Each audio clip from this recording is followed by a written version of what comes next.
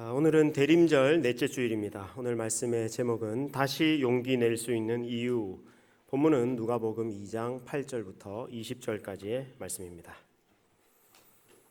인생을 살아가면서 우리는 많은 실수와 실패를 경험합니다. 실패가 없으면 참 좋겠지만 실패 없는 인생이 어디 있겠습니까? 우리 인생에는 이런저런 실수와 실패가 있습니다. 잘 해보려고 했는데 나름대로는 최선을 다했는데 내 마음대로 되지 않는 경우가 많습니다. 그런데 여러분 어떻습니까? 실패 없이 바로 성공할 수 있습니까? 자꾸 실패를 해봐야 성공도 하는 겁니다. 실패가 쌓여야 성공에 가까워집니다. 실패했다는 것은 무언가를 시도해봤다는 거죠. 시도해봤기 때문에 실패도 있는 건 아닙니까? 애초에 시도조차 해보지 않았다면 실패할 일도 없겠죠. 실패는 없을 수 있지만 성공도 없습니다. 시도하지 않으면 아무 일도 일어나지 않습니다. 자꾸 무언가를 시도하면서 실패를 해봐야 성공도 할 수 있는 겁니다.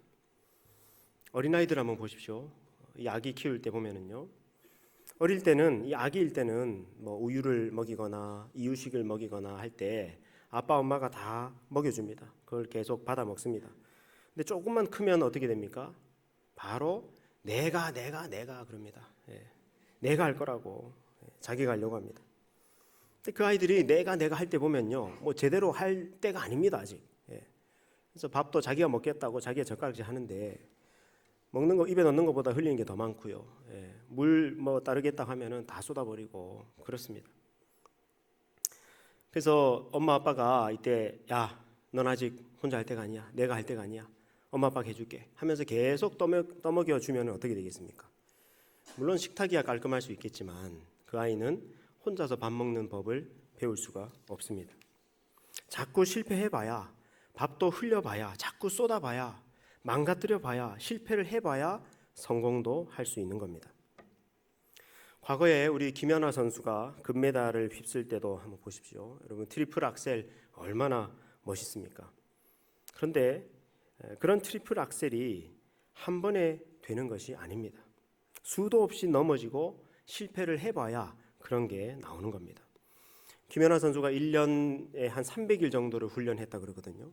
근데 매일 한 30번 정도 그 점프하는 훈련을 했다고 합니다. 그럼 1년에 몇 번 뛴 겁니까? 9,000번 뛴 거 아닙니까? 그죠? 30번인데 300일이니까 9,000번. 근데 이 9,000번 중에서 한 20% 정도는 넘어졌대요. 엉덩방아를 찧었답니다. 그러면 1년에 몇 번 넘어진 겁니까? 계산해 보면 1,800번. 1,800번을 넘어진 겁니다. 1년에만 1,800번이지 초반에는 또 더 많이 넘어졌을 거 아닙니까? 그리고 1년만 한 게 아니라 수년 동안 그런 연습을 계속 해왔던 거 아닙니까? 그러면 김연아 선수가 그걸 연습하면서 엉덩방아를 찢고 넘어지는 것이 얼마나 많았겠습니까? 그렇게 수도 없이 넘어지고 실패해봐야 그런 성공이 있는 겁니다. 그런데 어떻습니까? 우리는 실패를 안 하고 싶어 합니다. 당연하겠죠. 실패하고 싶은 사람이 누가 있겠습니까? 아무리 실패가 성공의 어머니라고 해도 안 할 수만 있다면 실패를 안 하고 싶지 실패하고 싶은 사람은 없습니다. 그래서 실패하지 않는 다이어트, 실패하지 않는 연애, 실패하지 않는 투자, 이런 실패하지 않는 법 컨텐츠가 인기가 많습니다. 최대한 실패를 줄여서 내 인생의 기회와 시간과 돈과 에너지 낭비가 없게 하고 싶습니다. 이건 당연합니다. 그런데 이렇게 본성적으로 실패를 회피하고 싶은 것 외에도 우리 한국 사회는요, 유독 실패를 두려워하는 경향이 있습니다. 왜 그럴까요? 경쟁이 너무 심하기 때문입니다. 한 번 실패하면, 한 번 뒤처지면 끝나버릴 것 같은 두려움이 있는 겁니다. 이거는 우리 사회가 경쟁은 심한데 실패를 해도 다시 재기할 수 있는 그런 사회적 안전망, 사회적 보장이 빈약하다 보니까 그런 겁니다. 그래서요, 이 실패가 두려워서 실패하지 않으려고 시도조차 하지 않는 경우도 많습니다. 안타까운 일이죠. 저는 우리 사회가 청년들이 실패를 두려워하지 않고 더 많은 도전과 시도를 해볼 수 있는 그런 사회적 안전망이 보강되었으면 좋겠습니다. 그래서 청년들이 실패해 볼 수 있는 기회가 더 많이 보장되는 그런 사회가 되었으면 좋겠습니다. 여러분, 지난 인생을 쭉 돌아보면, 그리고 이제 연말인데요, 올해도 며칠 남지 않았는데 올 한 해를 쭉 돌아보면 실패하고 싶지 않았는데 잘해보려고 했는데 잘 안 된 일들 있죠. 그래서 그 생각하면 속상하고 또 위축되고 또 낙심되는 그런 일들이 있을 겁니다. 혹은 신앙적인 면에도 그런 것이 있습니다. 신앙적인 면에서는 내가 올해 더 잘하고 싶었는데, 잘해보려고 했는데, 더 성장하고 싶었는데 그렇지 못한 것들이 있습니다. 올해 성경 일도 꼭 하려고 했는데 못했습니다. 예배도 올해 잘 못 드린 것 같아요. 말씀대로 살지 못했어요. 오히려 죄 짓고 깨어지고 넘어지는 일들도 많았습니다. 그럴 때마다 나는 왜 이럴까? 자괴감도 들고 자존감이 떨어지고 그렇습니다. 좀 잘하고 싶은데, 성공하고 싶은데 왜 이게 마음처럼 잘 안 될까 싶습니다. 오늘 말씀은 그런 우리에게 주시는 주님의 위로와 격려의 말씀입니다. 오늘 본문은 2000년 전 예수님이 이 땅에 오실 때의 이야기입니다. 나사렛에서 살던 마리아와 요셉이 호적 등록하러 베들레헴에 왔을 때 마리아의 출산이 임박하죠. 당시에 무슨 산부인과도 없고 집에서 아이를 낳아야 되는데 온 베들레헴 다 뒤져도 여관방 하나 없는 겁니다. 이때 이 여관방이라고 하는 것은 요즘의 숙소 개념이라기보다는 개인 가정집에 있던 그런 그 손님방 같은 그런 것을 의미합니다. 근데 개인 집집마다 이렇게 찾아서 혹시 하룻밤 묵을 수 있는 방이 있냐고 그렇게 알아보는데 없는 겁니다. 만약 이때 요셉과 마리아가 돈이 좀 많았다든지 혹은 힘이 좀 있었다든지 하면은 아마 방을 얻을 수도 있었을 것입니다. 그런데 마리아나 요셉이 정말 가난한 데다가 또 나이도 어리고 하니까 도무지 방을 구할 수가 없었습니다. 근데 이제 진통은 시작되고 아이를 낳아야 되는데 아이를 길에서 낳을 수는 없는 것 아닙니까? 겨우겨우 수소문해 보니까 어느 한 집에 마구간이 비어 있다는 겁니다. 여러분, 성경에 보면 아기 예수님을 구유에 뉘었다 그러지 않습니까? 근데 이 구유가 무엇입니까? 구유는 양이나 소나 말이 먹이를 먹는 그 먹이통이 구유잖아요. 그럼 그 구유가 있었다고 하는 것은 여기가 어디라는 겁니까? 마구간, 외양간이었다는 겁니다. 예수님이 소나 양이나 말이 있는 그런 외양간에 태어나신 겁니다. 예수님이 태어나셨던 마구간이 어떤 곳이냐, 화면을 잠깐 보시겠습니다. 오늘날의 베들레헴의 모습입니다. 베들레헴, 예수님이 탄생하신 곳으로 이렇게 가다 보면요, 여기가 팔레스타인 자치구역이기 때문에 이스라엘과는 이렇게 높은 분리의 장벽을 쌓아두고 이렇게 살아갑니다. 팔레스타인 땅에도 속히 평화가 임하기를 소망합니다. 그래서 저 안으로 더 들어가다 보면요, 이제 예수님이 탄생하신 예수 탄생 기념교회가 나오는데 위성 사진으로 보면은 이렇습니다. 하늘에서 보니까 지붕이 어떤 모양입니까? 십자가 모양이죠. 십자가 모양이고 그 예배당으로 들어가는 쪽에 또 아주 길게 또 넓게 이루어진 광장이 있습니다. 저 아래로 내려가 보면요, 이렇게 생겼습니다. 그래서 더 가까이 가 보면 여기입니다. 여기가 입구입니다. 입구가 무지하게 작죠. 근데 이 작은 입구가 본래부터 문이 이렇게 된 것이 아니라, 여러분 위에 보시면요, 원래 큰 문이 있었죠. 보입니까? 사각형으로 된 큰 문. 저게 본래 문이었습니다. 근데 시간이 지나면서 이 문이 작아졌습니다. 그래서 아치형으로 되어 있는 문 흔적이 보입니까? 원래는 또 저기까지가 문이었습니다. 그런데 안 되겠다. 예수님을 만나러 가는 사람들은, 교만한 사람은 절대로 만나러 갈 수 없다. 아기 예수님을 만나러 가는 사람은 반드시 허리를 숙이고 겸손한 마음으로라야 들어갈 수 있다라고 해서 저 아주 쪽문처럼 작은 문으로 저렇게 만들어 놓았습니다. 그래서 들어가려고 하면요, 누구나 이렇게 허리를 숙이고 들어가야 합니다. 들어가 볼까요? 안에 들어가면요, 이렇게 되어 있습니다. 저 끝에 보면은 이제 그 강단이 있는데요. 저 강단 아래쪽에 예수님이 태어나신 동굴이 있습니다. 그래서 저 앞쪽으로 걸어가서 이제 예수님 태어나신 그 동굴 아래로 내려간 입구가 이렇게 생겼습니다. 그래서 계단 아래로 이렇게 내려가야 되는데요. 보통 여러분 여기 성지순례객들이 한참 이렇게 많이 올 때는요, 이 앞에 입구에서 기다리는 데면 2시간 가까이 기다려야 됩니다. 그렇게 사람들이 많이 찾는 곳인데, 여러분 이게 이제 왜 이런 식으로 밑으로 내려가야 되느냐면은 예수님 당시 때 그 외양간 마구간이 어떤 구조였냐면 이런 구조였습니다. 예, 그 자연 동굴이 이렇게 있는데 그 동굴 위에 사람들이 집을 짓고 살아가고, 그 동굴은 양이나 소나 염소나 말이나 이런 이제 가축들을 키우고 했던 그런 장소였던 겁니다. 그러니까 예수님이 지금 구유에 태어나셨다, 마구간에 태어나셨다라고 하는 것은 저렇게 집 동굴 위에 있는 방은 없는 거고, 그 아래에 양이나 염소가 있는 저 마구간 동굴에서 예수님이 태어나셨다는 그런 의미입니다. 여러분 저 동굴 아래로 내려가는 계단이 보이시죠? 그림에도 실제로 여러분 여기도 이렇게 계단을 따라서 내려갑니다. 내려와서 보면요, 예수님이 태어나셨던 구유가 있던 그 장소를 이렇게 꾸며놨는데, 저 손가락으로 가리키는 저기 14각 은별로 되어 있는 저기가 예수님이 태어나신 장소입니다. 그래서 이걸 좀 더 멀리서 보면요, 이렇게 실제로 동굴처럼 이렇게 되어 있습니다. 그러니까 예수님이 동굴 마구간 안에서 태어나신 겁니다. 여러분 예수님이 동굴에서 그것도 외양간 마구간 동굴에서 태어나셨으니까 예수님 태어나실 때 주변이 얼마나 막 양떼 소떼들 울음소리며 또 그 가축들이 또 오줌 싸고 똥 싸고 하니까 냄새는 또 얼마나 많이 나며 먼지는 또 얼마나 날리며 그랬겠습니까? 그런 곳에서 예수님이 태어나신 겁니다. 자, 여기가 바로 예수님이 탄생하신 예수탄생 기념교회인데요. 여기서부터 약 2km 정도 떨어진 저 두 번째 저 멀리 있는 화살표, 저곳에 누가 있었냐면 바로 오늘 본문의 목자들이 있었습니다.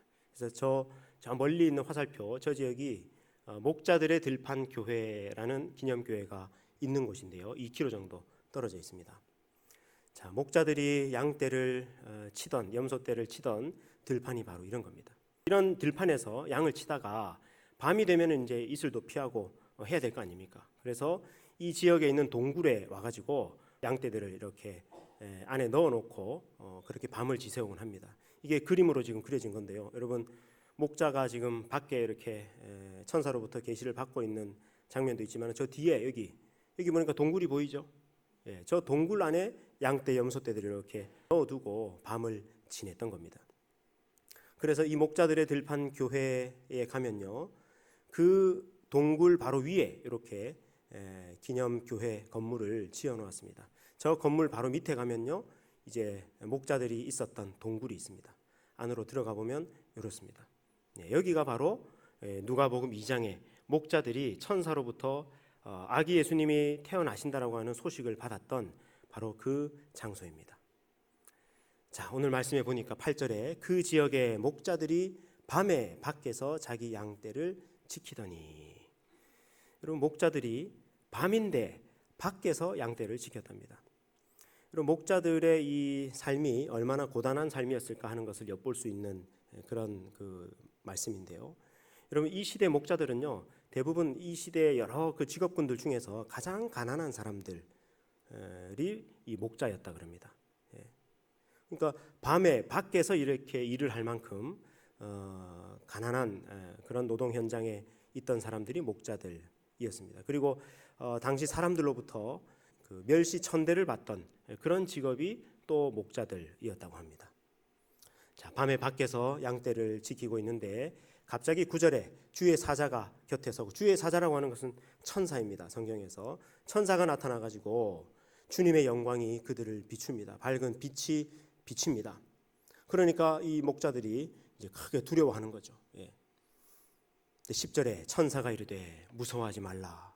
내가 온 백성에게 미칠 큰 기쁨의 좋은 소식을 너희에게 전하노라 하면서 예수님이 탄생하신 소식을 전합니다. 네, 여기에 온 백성에게 미칠 큰 기쁨의 좋은 소식 하는 이것은요, 당시 로마 황제가 어느 지역에 행차할 때 관용적으로 쓰는 표현이었다고 합니다. 황제가 올 때 황제가 오면 그냥 오지 않지 않습니까? 그래서 뭔가 좋은 것을 들고 오고 특식도 뭐 준비해주고 뭐 이러니까 황제가 온다는 소식은 그 지역의 큰 기쁨의 좋은 소식이 되었던 겁니다. 그래서 그렇게 관용적으로 쓰는 표현이 여기에도 지금 나와 있습니다. 온 백성에게 미칠 큰 기쁨의 좋은 소식, 진정한 왕이 이제 오신다. 자, 뭐라고 소식을 전하느냐? 오늘 다윗의 동네에 너희를 위하여 구주가 나셨다. 이 다윗의 동네가 바로 베들레헴이죠. 다윗이 베들레헴 사람 아닙니까? 당시 사람들에게 메시아는, 이제 우리에게 오실 메시아는 바로 다윗의 후손으로 오신다라는 그 상식이 널리 퍼져 있었습니다. 그래서 다윗의 동네에 메시아가 오신다 하는 거였는데, 그 베들레헴에 이제 너희를 위하여 구주가 나셨으니 곧 그리스도 주시니라. 여기 그리스도 제가 노란색으로 표시해 두었지 않습니까? 누가복음에 처음으로 나오는 그리스도입니다. 그리스도가 뭡니까? 무슨 뜻입니까? 이 그리스도는 헬라어인데 이거를 원래 히브리어로 하면 뭐가 된다 그랬죠? 이게 메시아라는 뜻. 메시아. 메시아다. 메시아가 오셨다. 근데 여러분, 여기 구주라는 표현, 주라는 표현, 이런 표현들도 다 누구를 향해서 쓰이던 단어들이나 호칭이냐면은 로마 황제를 향해서 쓰이던 표현들이에요. 구주, 주님, 이런 표현들은요. 그러니까 여기 지금 의도적으로 누가복음이 그리스도께서 오시는데 그분이 바로 구주이시고 주님이시다. 로마 황제가 이 세상의 왕이 아니라 진정한 왕이 그리스도가 이제 오신다 하는 그런 천사의 메시지였던 겁니다. 12절 너희가 가서 강보에 쌓여 구유에 뉘어 있는 아기를 보리니 이것이 너희에게 표적이다. 그래서 그걸 찾아보라는 겁니다. 베들레헴 쪽으로 가가지고 구유에 뉘어 있는 아기 한번 찾아보라는 겁니다. 그 메시지를 전하자 13절에 갑자기 수많은 천군이 천사들과 함께 하나님을 찬송합니다. 요한계시록하고 좀 비슷하네요, 그죠? 요한계시록도 어떤 중요한 메시지를 선포하고 나서 천사들의 찬양이 막 울려 퍼지는 경우가 있지 않습니까? 여기서도 중요한 메시지, 드디어 메시아가 오셨다, 그리스도가 오셨다라는 메시지를 선포하고 나서 천사들의 찬송 소리가 울려 퍼집니다. 우리 14절 찬송 우리 같이 한번 읽겠습니다. 시작. 지극히 높은 곳에서는 하나님께 영광이요 땅에서는 하나님이 기뻐하신 사람들 중에 평화로다 하니라. 그래가지고 이 목자들이 이제 정말 그 천사의 말대로 찾으러 갑니다. 천사들이 이제 떠나 하늘로 올라가니 목자가 서로 말하되 이제 베들레헴으로 가서 주께서 우리에게 알려주신 바를 이루어진 일을 보자 하면서 이제 갑니다. 빨리 가서 마리아와 요셉과 구유에 누인 아기를 찾습니다. 수소문해봤겠죠. 이런 외양간이 있는 구유가 있는 그런 집들을 찾았을 거 아닙니까? 집집마다 찾아서 들어가 보니까 정말 구유에 뉘어 있는 아기, 강보에 쌓여서 구유에 뉘어 있는 아기가 있는 겁니다. 그걸 보고 17절에 천사가 자기들에게 이 아기에 대하여 말한 것을 전합니다. 이 아기가 바로 그리스도다. 이 아기가 바로 주님이시다. 구주이시다 하는 메시지를 전했겠죠. 그러니까 18절에 듣는 자들이 다 목자들이 그들에게 말한 것들을 놀랍게 여깁니다. 19절에 마리아는 이 모든 말을 마음에 새기어 생각하고 있었다. 자, 그리고 나서 이제 이 예수님을 찾아서 경배하고 목자들이 다시 이제 돌아오면 본래 있던 곳으로 돌아옵니다. 목자들은 자기들에게 이르던 바와 같이 듣고 본 그 모든 것으로 인하여 하나님께 영광을 돌리고 찬송하면서 돌아갑니다. 자, 예수님이 탄생했을 때 제일 먼저 누구의 경배를 받았습니까? 목자들. 당시 제일 가난한 사람들, 비천한 삶을 살아가던 자들이 예수님 제일 먼저 찾아와서 경배합니다. 자, 그런데 오늘 여기서 우리가 좀 주목해서 봐야 할 말씀이 바로 12절입니다. 자, 지금 천사가 그분이 주님이신 것을, 그리스도이신 것을 어떻게 알아보라고 그렇게 얘기하느냐면은 이렇게 말합니다. 강보에 쌓여 구유에 뉘어 있는 아기를 봐라. 그 모습이, 강보에 쌓여서 구유에 뉘어 있는 아기 예수님, 이 모습이 너희에게 표적이다. 그렇게 말씀합니다. 여러분, 표적이라는 게 뭡니까? 표적. 요한계시록 할 때 제가 첫 시간인가 둘째 시간인가 말씀드렸는데 기억나십니까? 표적이라는 말, 성경에 나오는 이 표적은요, 헬라어로 세메이온이라고 하는 것인데 상징이라는 뜻입니다. 상징. 지금 천사가 메시아는 어떤 모습으로 오시느냐, 너희에게 오실 진정한 그리스도 메시아 구주는 어떤 모습이냐, 강보에 쌓여서 구유에 누워 있는 아기로 오신다. 이것이 표적이다, 이것이 상징이다라고 그렇게 말씀합니다. 여러분, 이거는요, 당시 유대인들이, 이스라엘 사람들이 기대했던 메시아가 오시는 모습하고는 너무너무 달랐던 모습입니다. 여러분, 당시 예수님이 이 땅에 오실 때 이스라엘은요, 로마 제국의 포갑적인 그 통치에 정말 짓밟히고 있던 그런 때였습니다. 로마 제국뿐만이 아니었습니다. 로마 제국 이전에 헬라 제국, 또 페르시아 제국, 수많은 제국들의 이스라엘 나라가 짓밟히고 있을 때 이스라엘 사람들의 마음속에는 도대체 오신다고 하신 그 메시아는 언제 오시느냐, 이제 오셔야 되지 않느냐, 지금 로마 제국이 이렇게 우리를 괴롭히고 짓밟고 있는데 메시아는 왜 안 오시냐 하면서 메시아를 기다리는데, 어떤 메시아를 기다렸느냐, 그때 당시 사람들이 기다렸던 메시아의 모습이 묘사되어 있는 문서가 있습니다. 이 솔로몬의 시편이라고 하는 것인데, 이거는 성경책이 아닙니다. 성경 안에 들어있진 않고 BC 63년에 로마 폼페이우스가 예루살렘을 함락시킨 것에 대해서 유대인들의 반응으로 그렇게 나온 책입니다. 폼페이우스가 예루살렘을 함락시키고 짓밟았으니까 얼마나 이 사람들이 메시아가 어서 오셨으면 좋겠다라고 기다렸겠습니까? 근데 그들이 대망했던 메시아는 어떤 모습이었느냐 보세요. 21절에 주여 보시옵소서, 하나님이여 당신께서 아시는 때에 다윗의 아들을 그들의 왕으로 일으키사 다윗의 후손 메시아를 보내주십시오. 왕으로 보내주십시오. 그래서 당신의 종 이스라엘을 다스리게 해주십시오. 메시아를 기다리는 지금 그런 그 기도입니다.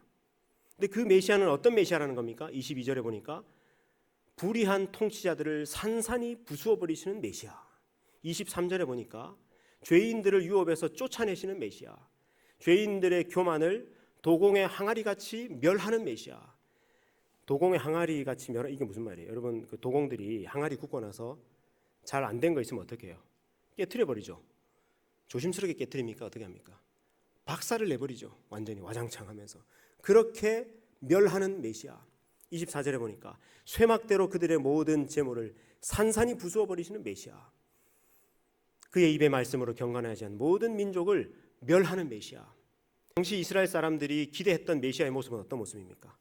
저 악인들을, 저 로마 사람들을 군사적으로, 힘으로, 권력으로 완전히 박살내버리는 메시아, 그렇게 강하고 능력 많은 메시아, 그걸 기대했다는 겁니다. 근데 예수님 어떤 모습으로 오셨다는 겁니까? 강보에 쌓여 구유에 누워있는 아기로 오셨다는 거예요. 이게 표적이다, 이게 이 모습이 상징이다라고 말씀하고 있는 것입니다. 여러분, 예수님이 아기로 오셨습니다. 그것도 가장 가난한 가정을 통해서 가장 낮은 곳 베들레헴 마국간 구유 위에 태어나셨습니다.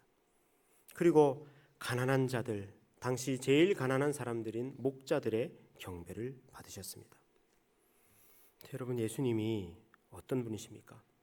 예수님은 이 세상이 존재하기 전부터 계시던 예수님이지 않습니까? 천지의 창조주이신 예수님이시지 않습니까? 온 우주보다 크신 예수님이시지 않습니까? 그런 분이 아기로 태어나셨습니다. 그것도 강보에 쌓여가지고요. 옴짝달싹 못하는 갓난아기의 모습으로 예수님이 이 땅에 오셨습니다. 여러분, 아기가 어떤 존재입니까? 아기는 부모가 먹여주고 입혀주고 안아주고 기저귀 갈아주지 않으면, 부모의 적극적인 헌신과 돌봄이 없이는 아이의 생존 자체가 불가능한 존재가 아기입니다. 자기 힘으로는 아무것도 할 수 없는 존재, 그런 존재가 아기입니다. 예수님이 아기로 오셨습니다. 또 가장 가난한 집에서 가장 낮은 곳에 태어나셨습니다. 저도 그런 생각 해본 적 있습니다. 아니, 예수님이 기왕에 메시아로 이 땅에 오실 거, 아까 그 솔로몬의 시편 17장에서처럼 좀 유대인들이 기대하는 대로 누가 봐도 메시아스럽게 그렇게 좀 오셨으면 안 됐을까?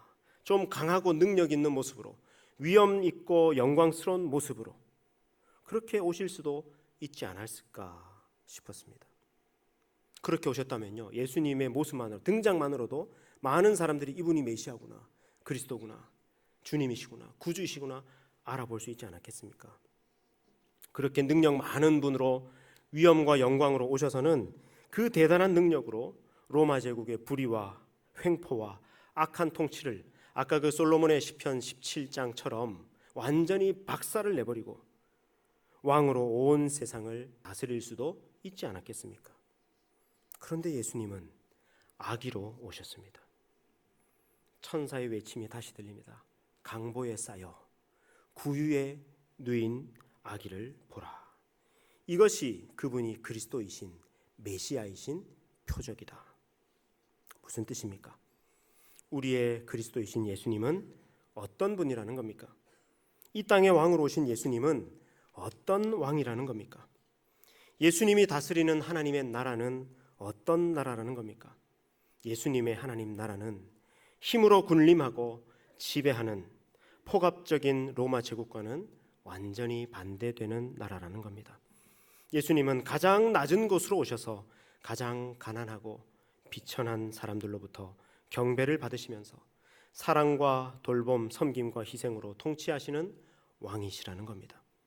예수님은 가장 낮은 곳에 있는 사람들의 서름과 아픔을 외면하지 않으시고 구원하시는 왕이시라는 겁니다. 그래서 예수님이 아기로 이 땅에 오신 겁니다. 여러분, 예수님이 아기로 오셔서 그 이후에 성장기를 어떻게 보내셨을까요? 한번 생각해 보십시오. 예수님이 아기였을 때 마리아와 요셉이 젖을 먹였겠죠. 좀 커서는 이유식을 먹였겠죠. 기저귀를 갈아줬겠죠. 좀 커서는요, 걸음마다가 수도 없이 넘어져서 엉덩방아도 찧었겠죠. 뛰다가 넘어지기도 했겠죠. 다치기도 했겠죠. 물건을 부수고 또 망쳐버리기도 했겠죠. 예수님은 실패 하나도 없는 완벽한 모습의 메시아로 이 땅에 오시지 않았습니다. 아기로 오셨습니다. 철저하게 무력한 존재로 실패를 거듭할 수밖에 없는 아기로, 우리 인간이 커가면서 살아가면서 겪어야 할 모든 연약함, 모든 실패, 실수를 겪어내는 존재, 아기로 이 땅에 오셨습니다. 왜 그러셨을까? 그래야 우리를 온전히 사랑하시고, 그래야 우리를 온전히 이해하실 수 있으니까, 그래야 우리를 구원하시기 위한 온전한 희생 제물이 되실 수 있으니까, 또 그래야 우리가 예수님을 닮아갈 힘과 용기를 얻을 수 있으니까 예수님은 그래서 아기로 오신 겁니다. 예수님이 이 땅에 오셨을 때 영광스럽고 능력 많은 완벽한 메시아의 모습으로 만약에 오셨다면, 그래서 예수님은 우리랑은 아예 차원이 다른 분으로만 보였다면, 예수님은 완전히 어나더 레벨이에요. 완전히 넘사벽이에요. 그래서 우리가 도저히 따라갈 수 없는 그런 존재로 오셨다면 어땠겠습니까? 근데 예수님은 그렇게 오시지 않았습니다. 우리가 따라갈 수 있고 닮아갈 수 있는 분으로 오셨습니다.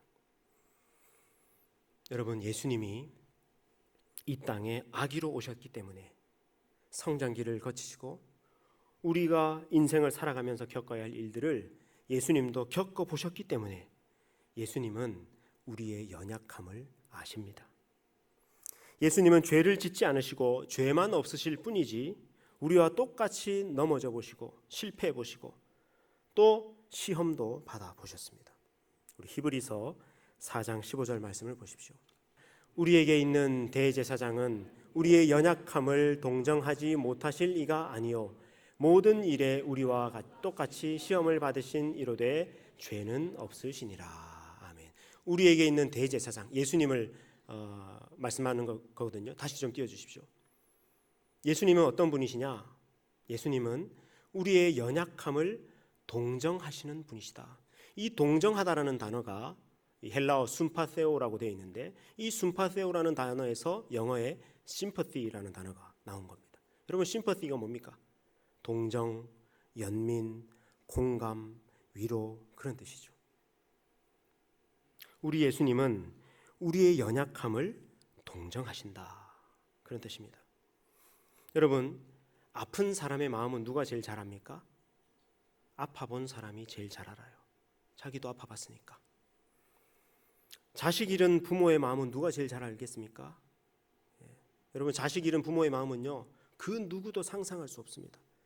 그 아픔은 겪어보지 않고서는요 누구도 짐작할 수도 없습니다. 누가 알 수 있습니까? 같은 아픔을 겪어본 사람이 알 수 있습니다. 순파세오라는 것은 그런 것입니다. 예수님은 우리의 연약함, 우리의 한계, 우리의 실패를 겪어보셨습니다. 그래서 아십니다. 동정하십니다. 공감하십니다. 그런 예수님이 우리를 보고 나를 따르라 말씀하십니다. 할 수 있다고, 넘어졌더라도 다시 일어설 수 있다고 말씀하십니다. 예수님은 우리의 연약함을 겪어보지도 않으시고 그냥 완벽한 상태에서 따라와 할 수 있어 그렇게 우리를 다그치시는 분이 아닙니다. 친히 다 겪어보신 분이, 우리의 모든 연약함을 다 겪어보신 분이 우리에게 자기를 따라오라고 말씀하십니다. 이것이 우리가 실패했더라도 다시 용기를 낼 수 있는 이유입니다. 제가 한 작년쯤인가요? 한번 요한계시록 강해를 하다가 다니엘서의 신상에 대해서 이렇게 설명을 할 때 이게 순서가 꼬여가지고 제가 잠시 헷갈렸던 적이 있었습니다. 버벅거렸던 적이 있었습니다. 고개를 끄덕이신 분은 아주 기억을 하시는 건데, 그래서 제가 그 평소에는요 제 설교 원고를 완벽하게 이 풀 스크립트를 다 씁니다. 설교 원고를요. 근데 완벽하게 다 쓰는데 그 부분은 제가 하도 많이 설교도 하고 강의도 하고 뭐 수십 번 제가 했던 내용이기 때문에 이거는 제가 그냥 타이틀만 제목만 써둔 거예요. 근데 그게 갑자기 헷갈리는 거예요. 그 설교하던 중에. 그래서 말이 꼬이고 잠시 멈추고 버벅였던 적이 있었습니다. 그리고 이제 설교를 끝내고 제가 제 사무실에 와가지고는요, 이걸 왜 틀렸을까 내가? 수십 번도 더 했더니 이게 왜 생각이 안 났을까? 그러면 또 그걸 왜 안 적었을까? 이것도 적지. 그러면서 제가 막 자괴감에 빠져가지고 진짜 그게 왜 생각이 안 났을까? 그러고 있는데 제가 이제 잠시 또 그 새 가족들 만나러 복도에 이제 나왔거든요.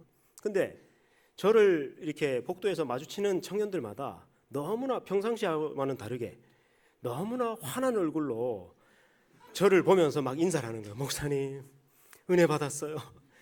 목사님 마음이 따뜻해졌어요. 은혜 받아. 왜 그랬더니 목사님이 버벅거리는 모습 보고 실수하는 모습 보고 너무나 위로가 됐다는 거예요. 은혜 받았다는 겁니다. 나는 지금 자괴감 때문에 막 그러고 있는데 은혜 받았다는 겁니다.